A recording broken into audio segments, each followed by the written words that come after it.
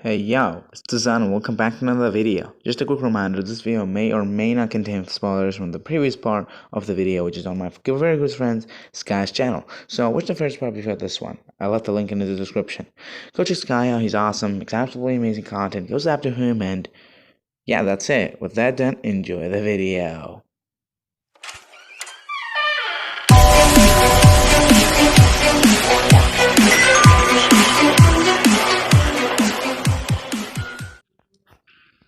As you all probably know, Geometry Dash 2.0 was released on the 26th of August 2015. It was the 10th major update of the game and had a ton of new features.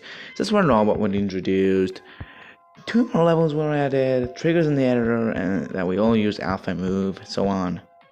So far, the community, it was a huge update. If 2.0 never existed, G would never be the same. But though the levels coming out were just bought, usually. Just sends all the way in my opinion, unless I say otherwise. In the early days of 2.0, a lot of levels came out. Many of them got rates and features. Based on early 2.0 standards, those levels may have been rate worthy, but mostly very ugly and unreadable. Just take a look at this. In my opinion, that looks absolutely terrible for star rate. So for the rest of 2015, Dashers make trash levels like those and Droptop gave them rates just because they took some time. Even though they were terrible, and some of the 5-star levels that he gave rates to are demons now, or something, I don't know, they're just rated wrong. So let's add everything up from early 2.0. After some time, Dashers realized that their ugly levels were hated by the community, so they started improving, and this is when we got some really cool levels. For example, X by Triaxis or Yata by Trusta. But they were not really generic, they were quite unique.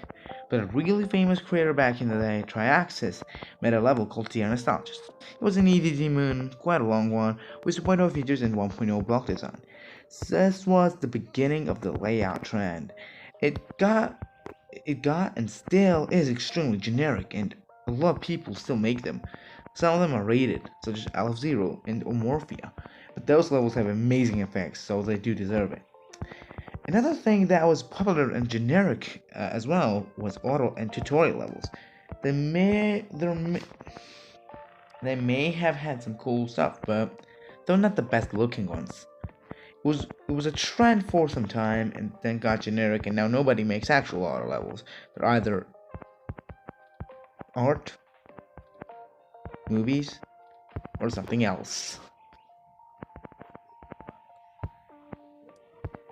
Another creator that was extremely generic and was hated by the community was Adial. His levels of Parisian mech collabs were extremely identical. They were the same design all the time. I honestly think his deco and gameplay is alright, but though people hate it, so I really should have talked about it, okay? So, nothing more to say about all of this. I think I'm done with 2.0, so let's get going to the present. 2.1.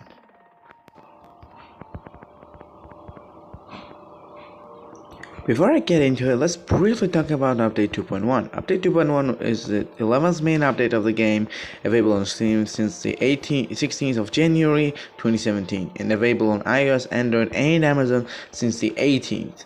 This update introduced the 21st official level, Finger Dash, 2 shops, gauntlets, Hall of Fame quests, daily levels, new block design, stuff in the editor, and much more.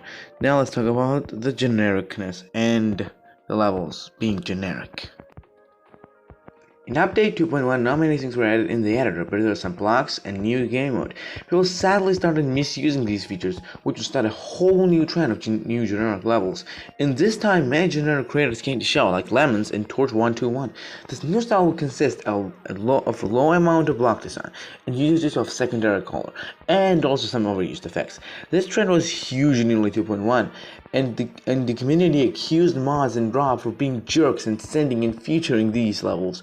However, the low quality levels would die out later, because 2.1 stayed for so long it gave creators a lot of time to improve.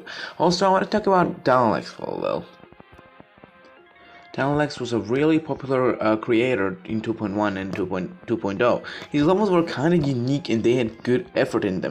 People still hated them for being similar to each other. They were almost identical. Also, his levels were in the Gauntlet, which pissed off a lot of people. The creator similar to him was GD Jose. Jose had his style, but repetitively always used it. His levels also were in the Gauntlets. Well, I could also mention Burko and Pause, but they were less relevant in the community. So, we're moving on. With 2.0 being this long, there came many new generic styles, most obvious of them being the glow style. This style was already used by famous creator Darwin, but he was only one building his style. However, glow style became really popular in 2019. It was rather more complex than previous styles and used a lot of glow with blending. This style is most generic today. I mean, just look at the features, like almost 60% of them are glow style levels.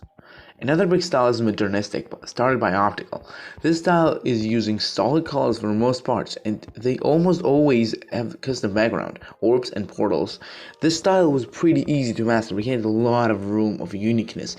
Nowadays, it's on the second place, behind the glow style.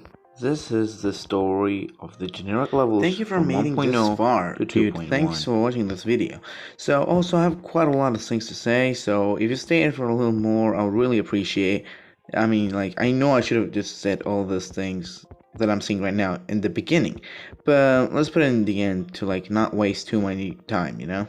So, anyway, as I said in the intro, the first part is on Sky's channel, link in the description.